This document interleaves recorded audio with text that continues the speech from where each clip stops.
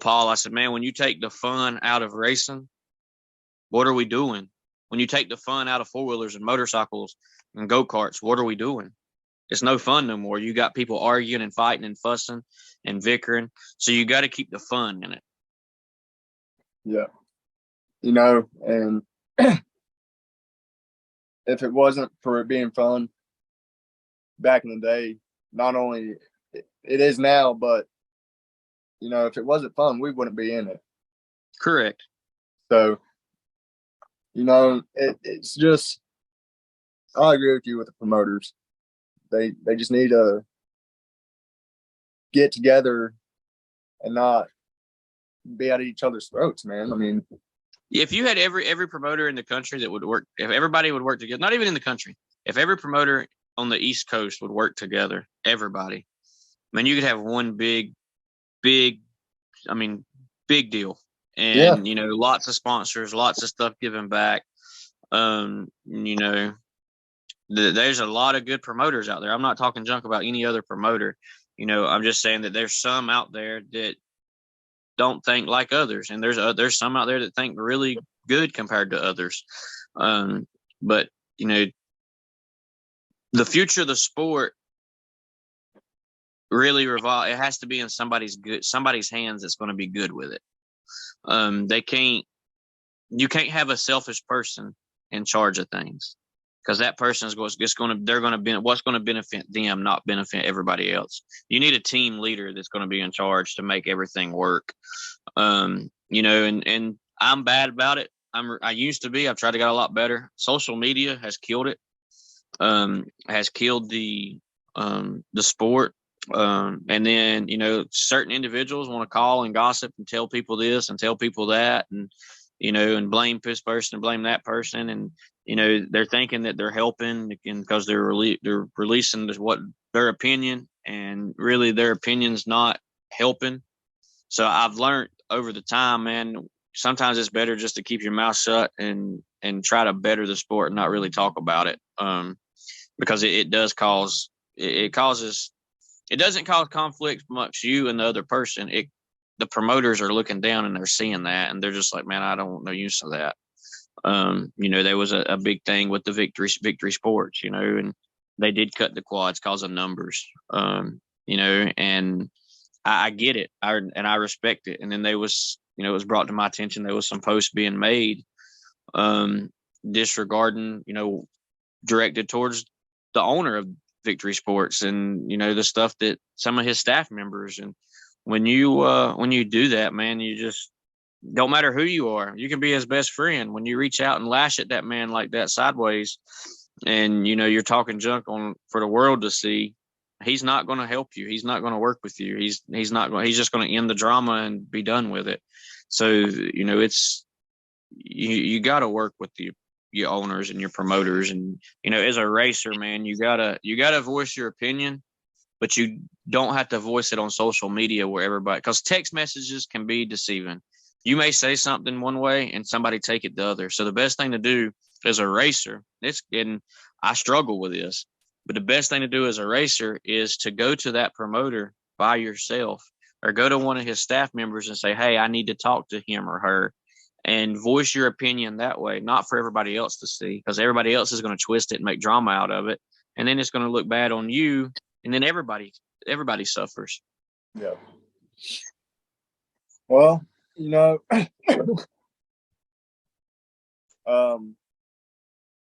I can't agree more with you, man. I mean, it's just needs to get better to help the future. It needs to really improve. I know the pandemic really hurt the sport itself and stuff, but with that starting to slowly disappear, I see the future coming back bigger and brighter, honestly. I do too. The economy's got to get better, man. The economy gets better. The fuel prices come down. I mean, they're not really shooting up right now. They're staying about the same. But we get fuel prices come down. If we can get people to work, man, I mean, then, nobody wants to work no more.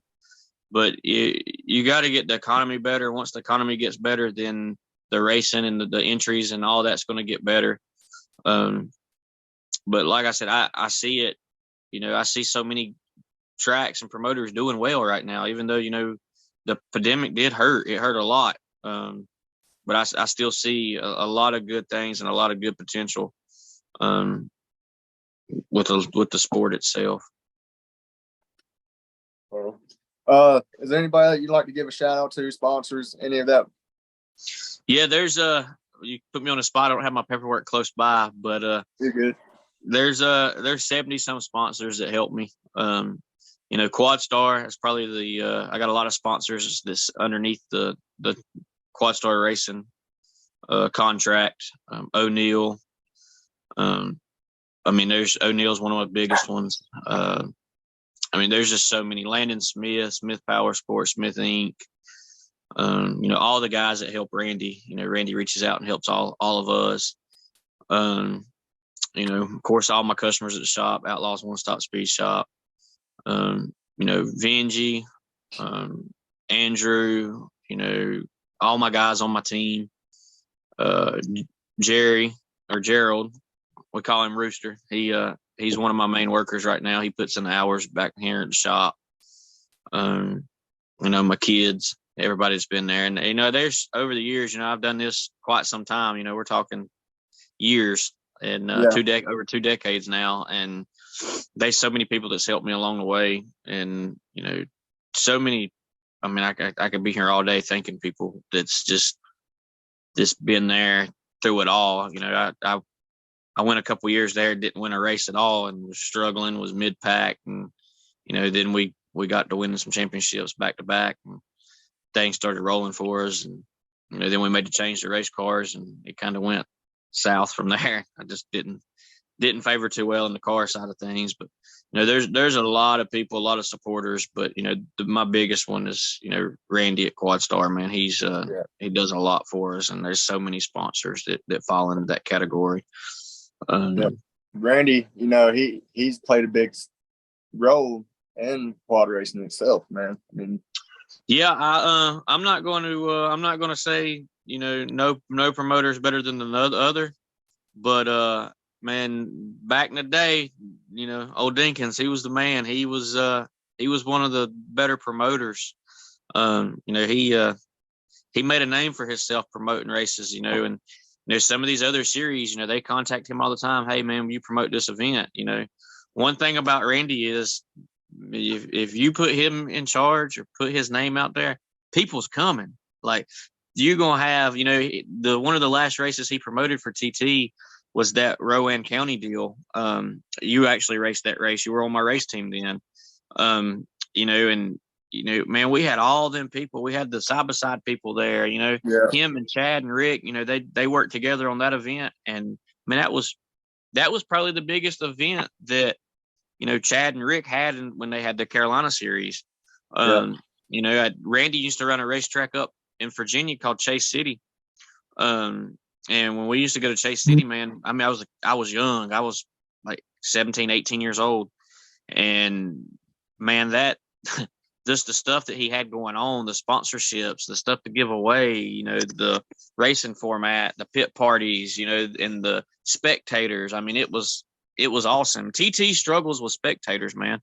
Motocross gets those spectators, but TT struggles. And some way, somehow, Dinkins figured out how to get them there. Yeah, but and I hate to interrupt you on that part, but, you said the spectators with the MX, and honestly, I'm going to be straight up. What you see on TV is not what you see at locals anymore. Oh yeah, I agree with you. Yeah, that's 100. But there's more spectators at a local MX than they are at a local TT race. And a lot of that's advertisement, man. Promoting. You got to promote it. You got to get out here. You got to promote it. You got to call people and talk to people, man. And people's like, a lot of guys is like, well, I'm not going to try, man. They're not going to give me nothing. Man, when I reach out and I promote, I'm like, what can you do for me? Can you give me a t-shirt? Give me a t-shirt for a whole shot award. Can you give me a $25 gift card to your business for a whole shot award? You just got to learn how to talk to people, man. And tell them, I had a quick story. I had a racetrack a racetrack owner tell me last year that somebody that had sponsored their racetrack and they had done some work at the track, and they had their gate fee had went up, and the guy that had done the work got mad because his gate fee went up. And my question was, why is this guy even paying? He sponsored the racetrack. Like, he come to the track and done his time. The people that, do you let that guy in free? So what's his $5 or $10 each week?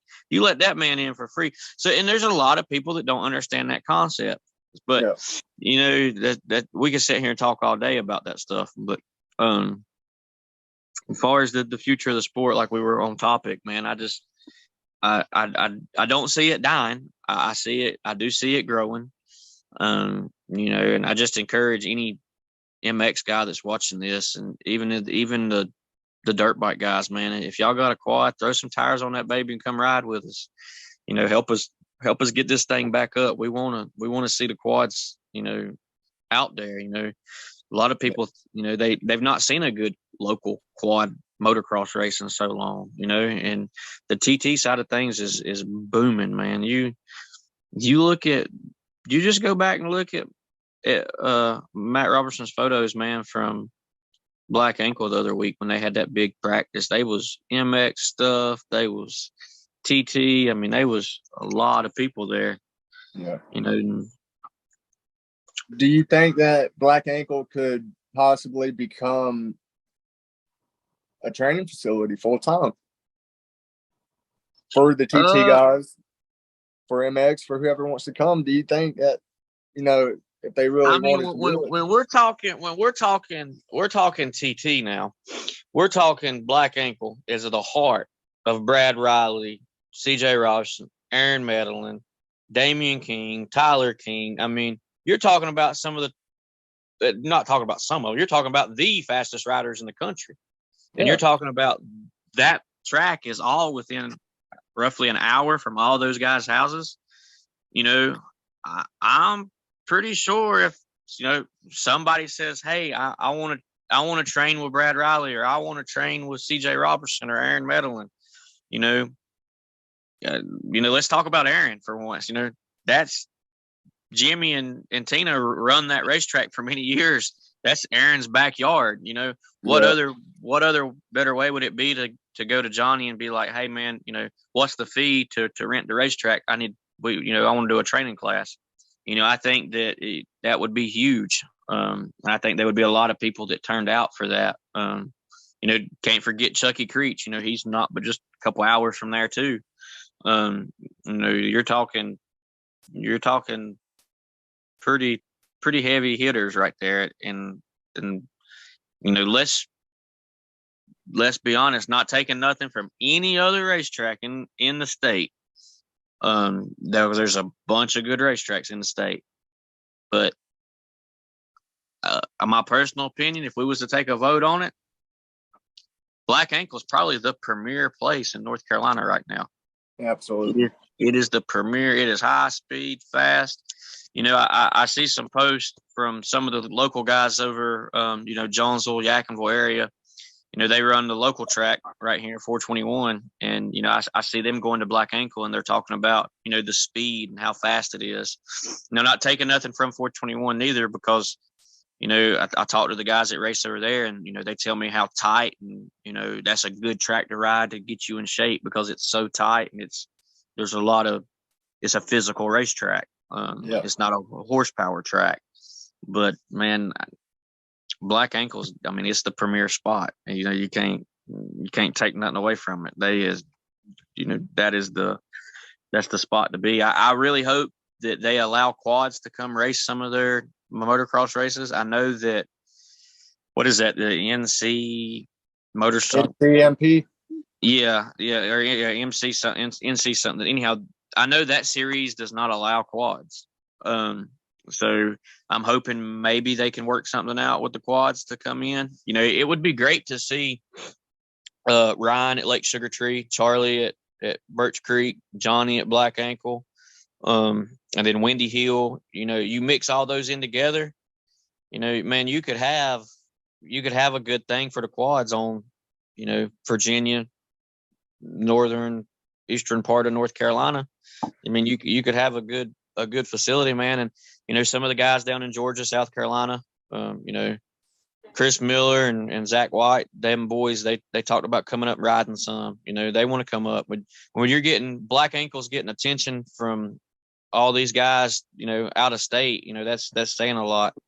I know old Mike Allred, he's been down there riding some, and they said Hetrick had been down there this year riding at Black Ankle. I mean, so it's what better? What better would it be to get a training day with Allred or get a training day with Hetrick at Black Ankle for the North Carolina guys? They do that stuff down at Decker. Decker's got that training facility, but hey, as much money as Johnny spent up down there at Black Ankle, I'm sure he'll be game for anything to make him some money. I'm telling you, man. I mean, he's going to have to make it back because he spent a bunch. Man, they put campsites in. I mean, they've done a lot down there. Yeah. So, and that's just one of them tracks from when I was thinking about the subject about the future. I was looking in the past, and I remember when they closed it, and I was always talking to you about it. What would the future of that track be?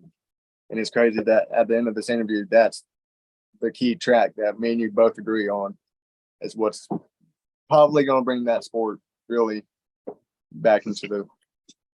Oh yeah, I agree. Now I'm not taking nothing from Birch Creek because Birch Creek's going to be a hit this year. I've had customers reach out to me. I've had guys that used to race TT say, "Hey man, you got a frame? I'm going to build a bike just to go to Birch Creek." But I had the same thing when Black Ankle opened back up. So like you're talking about two tracks. We're talking about two tracks that was on and popping and probably in their prime when Kirby Cook was in his prime, racing TT. I mean, we're talking late 2000s, mid to late 2000s when those two, or when Birch Creek went out. But, you're talking about, two tracks that was probably two of the best tracks in the country. That's coming back to the New East and the East Coast. I'm not going to lie, I may, hurt some feelings when I say this, but I was very concerned with the New East, just because of numbers. I was afraid that the East Coast might not survive. I was wondering, and it's been some questions, just because of the numbers. And I felt like the tracks, Kinston closed, Rick Stanley closed, tracks was falling off for the East Coast. And I'm like, man, it's not good. And then out of nowhere, Fast Track opens up, and then Birch Creek's back, then Black Ankle's back. And hey, them boy, Cynthia, Brian, the Joneses, hey, they're on and popping. They ain't going nowhere. They right there. Where there's a will, there's a way, and they figure it out.